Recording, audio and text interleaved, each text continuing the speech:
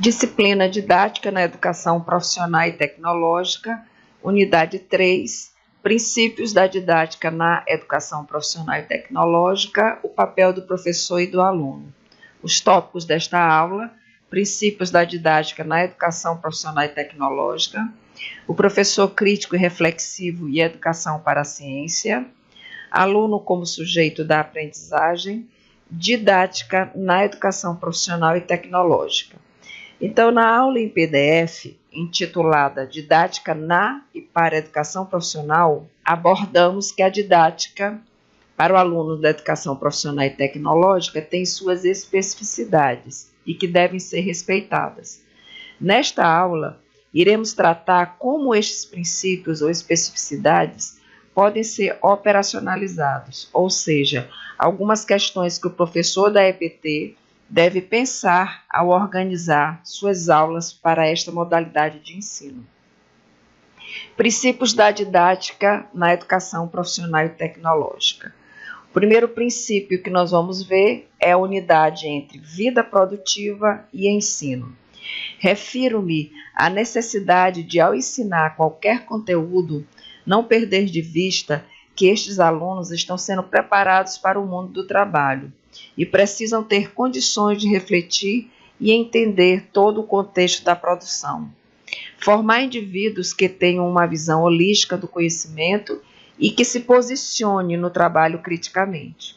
E como já falamos nas unidades anteriores, isso só será possível com a articulação entre ciência, tecnologia e cultura.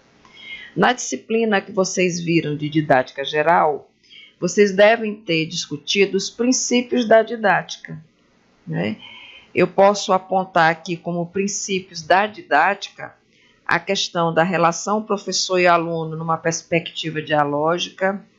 Eu posso também colocar como princípio da didática a estreita relação entre educação, ensino e sociedade, assim como outros, né? Na disciplina de educação profissional e tecnológica, esta unidade entre vida produtiva e ensino, ela é extremamente importante, porque nós sabemos que estes alunos, além de ter que dominar determinadas técnicas de uma determinada profissão, eles têm também que ser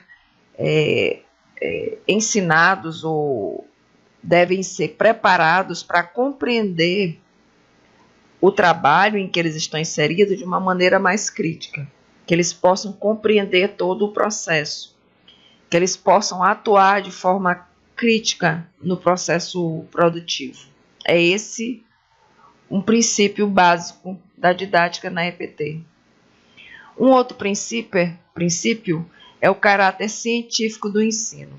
É preciso oportunizar em sala de aula um espaço em que a ciência seja compreendida na sua dinâmica, compreender a ciência em total movimento, compreender conhecimentos científicos e articulá-lo ao cotidiano e à vida prática. Nós precisamos deixar de pensar a ciência como algo estático, algo que o aluno ou o professor não podem manusear, não podem se apropriar. Nós precisamos pensar a ciência em seu movimento. O conhecimento científico ele está em eterno movimento. Nós precisamos dar condições para que os alunos percebam isso. Um outro princípio é a sistematicidade do ensino e sua relação com a prática, tá? Então, articulado com os outros princípios, né? Então, este princípio articula-se com os anteriores. Para que exista a unidade entre vida produtiva e ensino, para que o aluno perceba o caráter científico do ensino, é preciso metodologias diferenciadas, que partam da contextualização e da problematização. Veremos essas questões com mais profundidade na unidade 4. Um outro princípio é o caráter consciente e ativo dos alunos sob guia do professor. Refiro-me à criticidade do ensino e para que os alunos desenvolvam esta criticidade, eles têm que participar ativamente do processo de ensino e aprendizagem. Nós também veremos essas questões mais à frente. O outro princípio é a unidade do concreto e o abstrato. Uma sala de aula que articule a vivência dos alunos, suas experiências, a realidade social e, ao tratar os conteúdos específicos de cada componente curricular, que consiga articular a teoria com a prática. Outro princípio, relação de dialogicidade entre docente e discente, articulação entre ciência, tecnologia e trabalho, e o trabalho como princípio educativo. Esses três últimos princípios eles estão totalmente articulados. Estas duas últimas questões já foram abordadas e trabalhadas nas unidades anteriores. Não existe educação efetiva para os alunos que estão buscando se qualificar para uma profissão que não esteja alicerçada na articulação ciência, tecnologia e trabalho, tendo este último, ou seja, o trabalho, como princípio educativo e pedagógico. Um dos maiores problemas na nossa sala de aulas é o tratamento do conhecimento de maneira descontextualizada da realidade contemporânea. Precisamos pensar nas nossas aulas primando pela articulação dialética entre prática social e seus fundamentos teóricos, históricos e econômicos. É preciso vincular processos educativos a processos sociais, escola e vida, currículo escolar e realidade local, teoria e prática, educação e trabalho. É preciso articular todas essas categorias. E é neste sentido que é preciso diferenciar o professor reflexivo e o professor tradicional. Então, esse tópico de agora, o professor crítico reflexivo e a educação para a ciência. O professor tradicional, ele é o difusor de ideias incontestadas. É esse professor que dita as normas, que repassa o conteúdo e o aluno meramente repete. Esse professor concebe o aluno nessa relação de superioridade em que o professor é o centro de todo o processo. E, em contraposição a este professor tradicional, nós temos o professor crítico-reflexivo. É aquele professor que tem uma prática reflexiva, que possibilite a reformulação de conceitos, que possibilite a contestação de conhecimentos e que favoreça a participação crítica do educador e do aluno, bem como uma posição ativa do aluno, né, do educando. Então, entre o processo de apropriação de um objeto de estudo, o professor com certeza ocupa lugar de destaque, porque ele será o mediador entre o conhecimento que o aluno traz de suas vivências e experiências e o conhecimento científico. O professor precisa abordar os conhecimentos criticamente, mas é preciso também respeitar o seu aluno, respeitar as vivências, experiências e o que o aluno já conhece. É um professor que dialoga, é um professor que respeita, é um professor empático. Precisamos também refletir um pouco sobre o contexto socioeconômico e político e as necessidades do professor crítico reflexivo. Então, nós temos aqui a globalização como o nosso contexto atual. Nós vivemos um mundo globalizado, que nem por isso é um mundo mais justo ou igualitário, mas, de qualquer forma, por conta das tecnologias, é um mundo globalizado. Nós temos as tecnologias a serviço do homem para que ele consiga se comunicar e estabelecer relações pessoais, relações econômicas, relações políticas com outras pessoas dos diversos espaços, né, no mundo inteiro. E nós temos aqui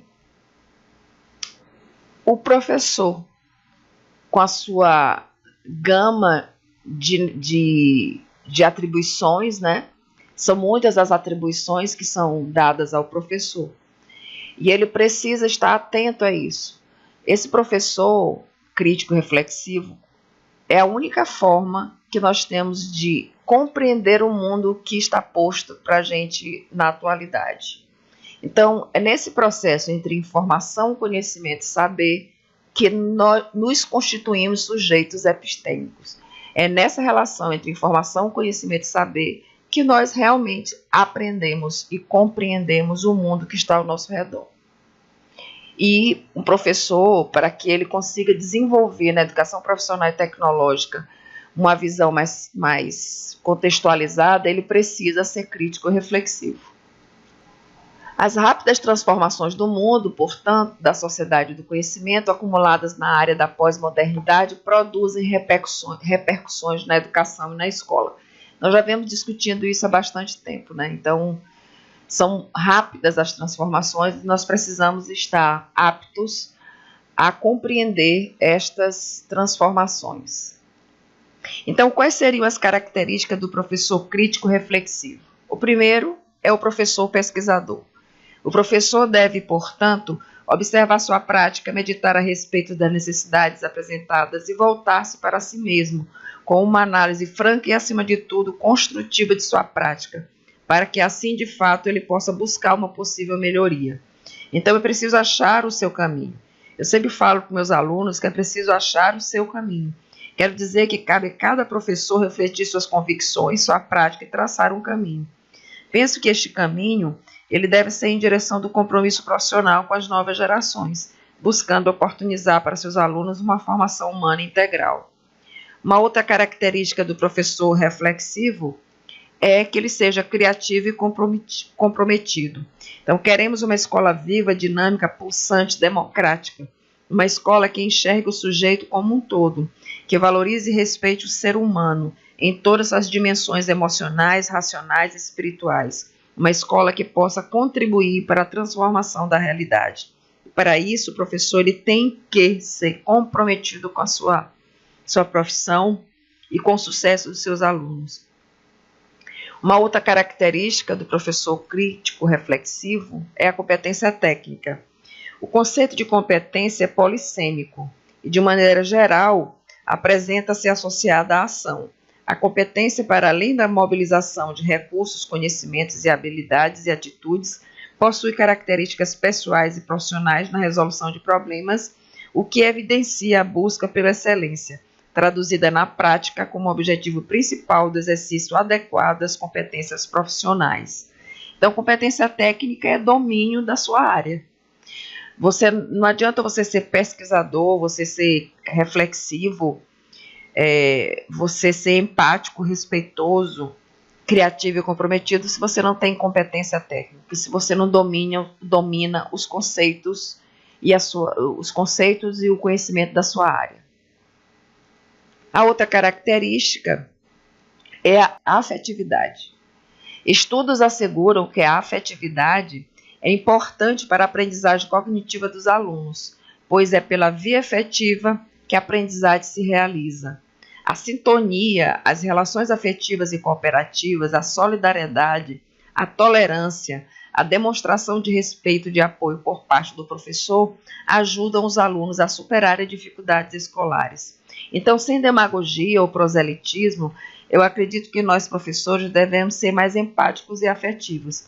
Afetivos no sentido de respeitosos, compreensivos, sem ser permissivos. E, acima de tudo, ter ética nas suas relações interpessoais. E é essa afetividade que me refiro, né? A essa afetividade é que eu me refiro. Então, nesse sentido, é preciso que o professor tenha alguns requisitos docentes. Quais seriam? Curiosidade científica, competência técnica, compromisso com a profissão, postura criativa e aberta, olhar epistemológico. Tentar compreender como seu aluno aprende e apreende e, de posse disso, organizar sua prática pedagógica. Ou seja, é preciso implementar na escola da educação profissional e tecnológica um projeto de formação que desloque a educação da dimensão econômica para a dimensão humana. O que eu quero dizer com isso? A preocupação primeira para a aula da educação profissional e tecnológica, ou de uma escola, ou qualquer sala, ou qualquer escola, é com a formação humana. Se focarmos nesta formação omnilateral, a dimensão meramente mercadológica e econômica, que é tão imposta pelo Estado e pelo mercado, não deixará de existir.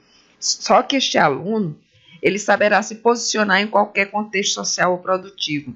E quais seriam o núcleo estruturante desta formação? Uma formação teórica e científica na área do campo específico, uma formação didática, política e pedagógica, uma formação que dialogue com a categoria trabalho, ou seja, uma formação docente crítica. É preciso formar o formador, ou seja, é preciso formar o professor que vai atuar na educação profissional. Ou seja, fazer com que a ciência cumpra o seu papel social. É primordial essa compreensão de que os novos contextos sociais e científicos exigem da escola e do professor não somente ensinar conhecimentos científicos historicamente acumulados, mas, acima de tudo, fazer ciência, oferecer aos alunos espaços escolares que estimulem essa criação e recriação da ciência. E é nessa questão que é importante compreender a importância da educação científica como formação docente, ou seja, é preciso pensar a ciência na contemporaneidade, perpassando por uma análise reflexiva dos estudos de ciência, suas conquistas, lutas e mudanças. É preciso compreender o caráter dinâmico da profissão de professor, do professor, que configura-se a partir das constantes transformações para atender às novas demandas da sociedade. É preciso pensar a educação do futuro que esteja baseada no entendimento do conhecimento relacionado, contextualizado, multidimensional, interdependente, interativo e globalizado. É preciso, portanto, compreender a condição do homem, tanto física como biológica, psicológica, cultural, social e histórica. A identidade terrena e a concepção mútua compõem os indicativos para a educação do futuro. Ou seja, é preciso pensar uma formação para a educação profissional e tecnológica que busque educação e ciência, a articulação entre educação e ciência. E o papel do aluno? Qual seria o papel do aluno como sujeito da aprendizagem? É a partir da situação social, econômica e cultural do indivíduo, no nosso caso do educando, que podemos começar o processo de desvelamento do mundo. O aluno como sujeito cognoscente, ou seja, é aquele aluno que tem capacidades intelectuais para compreender, para entender, para se educar. Então, o conhecimento não existe sem o sujeito. É preciso entender que o aluno é um sujeito cognoscente. O aluno aprende sozinho e com interação com outros sujeitos. É preciso que ele tenha autonomia e liberdade para aprender. O processo do conhecimento, portanto, exige a compreensão de que, para a aprendizagem acontecer, o sujeito do conhecimento, ou seja, o aluno, e o objeto do conhecimento precisam interagir. Desse modo, eu reforço aqui a importância de compreendermos o papel ativo dos alunos na sala de aula. Entre o processo de apropriação de um objeto de estudo e o professor, há o processo de mediação, ou seja, o professor ele ocupa lugar de destaque, porque ele será o mediador entre o conhecimento que o aluno traz de suas vivências e experiências e o conhecimento científico. Nesse sentido, é preciso valorizar uma prática pedagógica e educativa dialógica, em que o aluno e professor troquem experiências e transformem a sala de aula num espaço de problematização, contextualização, diálogo e de construção do conhecimento. Então, o homem precisa se reconhecer como sujeito da realidade histórica na qual está mergulhado, humanizando-se enquanto luta pela liberdade contra a alienação que lhe impõe a classe dominante. Então, na aprendizagem escolar, inserem-se de forma deliberada e sistemática as ferramentas simbólicas e culturais que criam as condições para apropriações e reelaborações do conhecimento pelo sujeito.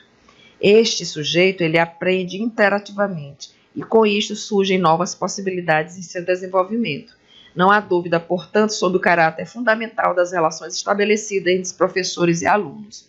Vocês vão estudar muito bem essas relações entre professor e aluno, entre alunos, quando vocês estiverem estudando a teoria de Vygotsky, quando ele vai falar sobre a zona de desenvolvimento proximal. Então, resumindo, a didática na educação profissional e tecnológica, ela parte desse esquema que eu vou explicar para vocês. Então, didática na educação profissional e tecnológica, nós estamos falando aqui de uma didática que dialogue com a categoria trabalho, que envolva os conhecimentos prévios dos alunos, que trate os conteúdos de ensino através da problematização, que articule a teoria e a prática, que seja crítica e reflexiva, ou seja, uma didática em que aluno e professor trabalhem juntos na construção de novos conhecimentos. Aqui estão as referências da aula. Bom estudo para todos.